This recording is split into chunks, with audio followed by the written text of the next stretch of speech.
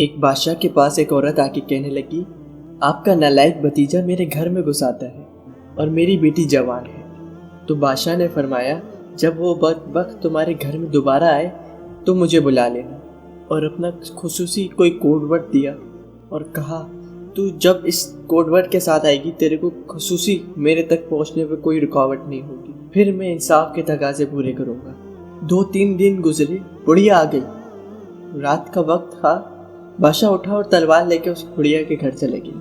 بڑھیا کے گھر میں داخل ہوا اور داخل ہوتے ہی کہا، چراغ بند کر دیا جائے۔ چراغ بند کر دیا گیا اور اس بادشاہ نے جا کے اس نوجوان کی گردن کاٹ دی۔ پھر اس نے کہا، مجھے پانی دیا جائے۔ اسے پانی کا کٹورا دیا۔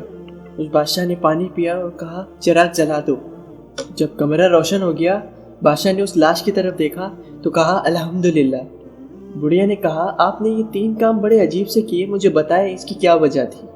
جب آئے ہیں تو چراغ بند کرا دیا ہے، پھر پانی مانگا ہے اور اب الحمدللہ کہہ رہے ہیں۔ تو بادشاہ نے کہا، اس راز کو راز رہنے دے، لیکن بڑھیا ضد کرنے لگی۔ تو بادشاہ نے کہا، سنو، تم نے کہا تھا آپ کا بھتیجا میرے گھر میں گھس آتا ہے اور میری بیٹی جوان ہے، تو جب میں تمہارے گھر میں داخل ہوا میں نے چراغ اس لیے بجھوا دیا تھا کہ انصاف کے تقاضے میں کوئی رکاوٹ نہ آئے اور بھتیجے کا چہرہ مجھے انصاف کرنے سے روک نہ دے، تو میں نے اسی وجہ سے چراغ بجھوا دیا تھا۔ بڑھیا نے کہا، بات سمجھ آ گئی۔ بڑھیا نے کہا، جب آپ نے بعد میں چراغ روشن کروایا تو الحمدللہ کیوں کہا؟ جس دن سے تو آئی تھی میں اس دن سے پریشان تھا کہ میرا خون اتنا گندا ہو گیا ہے کہ ایک بڑھیا کے گھر جا کے زیادتی اور ظلم کرتا ہے۔ لیکن جب چراغ جلا، کمرہ روشن ہوا، جب میں نے لاش کو دیکھا تو میرا بھتیجا تھا ہی نہیں، صرف ہمارا نام استعمال کرتا تھا۔ تو میں نے کہا، یا اللہ تیرا شکر ہے میرا خون اتنا گندا نہیں ہے۔ تو کہا، آپ نے فوری پانی منگوایا اور پیا؟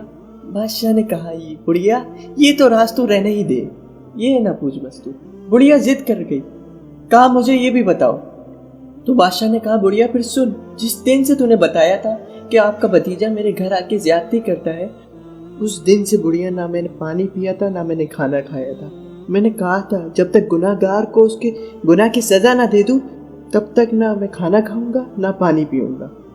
اب میرے اتنا حق تو بنتا تھا کہ 2 گھونٹ پانی کے پی لوں۔ تو آج نام بھی تو انہی کا باقی ہے، ذکر بھی ان کا باقی ہے۔ وہ نام ہے سلطان محمود غزنوی۔